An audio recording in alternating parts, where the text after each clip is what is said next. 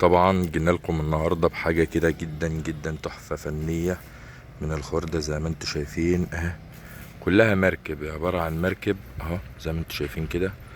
طبعا ده تحفه انتيكه من الخردة شايفينها. تحفه فنيه مكتبيه كده، تقدر تحطها تحفه انتيكه فنيه. حاجه طبعا مكونه بقى من ايه، من لوح الصاج زي ما انتم شايفين اهوت. فاهميني كده اهي. ده طبعا فوق هنا كده حاجة كده زي علم، بس طبعا ايه حاجة كده تدي. ده طبعا الشراع بتاع المركب، الشراع طبعا متحرك. فاهمني، ده المركب اهوت.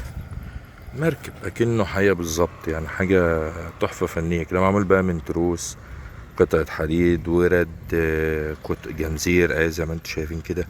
شايفين حتى حطت الجنزير. حطت الجنزير دي نفسها فيها فن يعني. فيها فن يعني، مش اي كلام. زي ما انتم شايفين عبارة عن ورد اهي. حاجة بسيطة جدا من الخردة شايفينها. عايز ابعدها شوية عني كده اهي.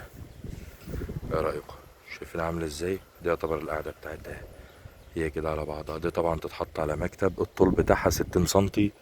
تمام اهي، الطول بتاعها 60 سنتي.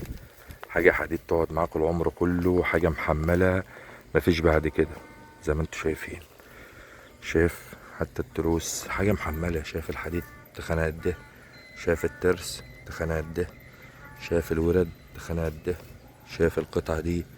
ده لوحده كده خابور، اللي هو بيتحط في الهوك بتاع العربيات وبتاع التريلات والكلام ده. شايفينه هو ده.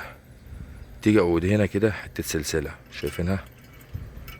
دي سلسلة ماسكة الحتة ديت في ايه، في الهوك ده. شايفينها. حاجة فنية كده تحفة انتيكة. ايه رأيكم؟ حاجة بسيطة جدا من الخردة شايفينها.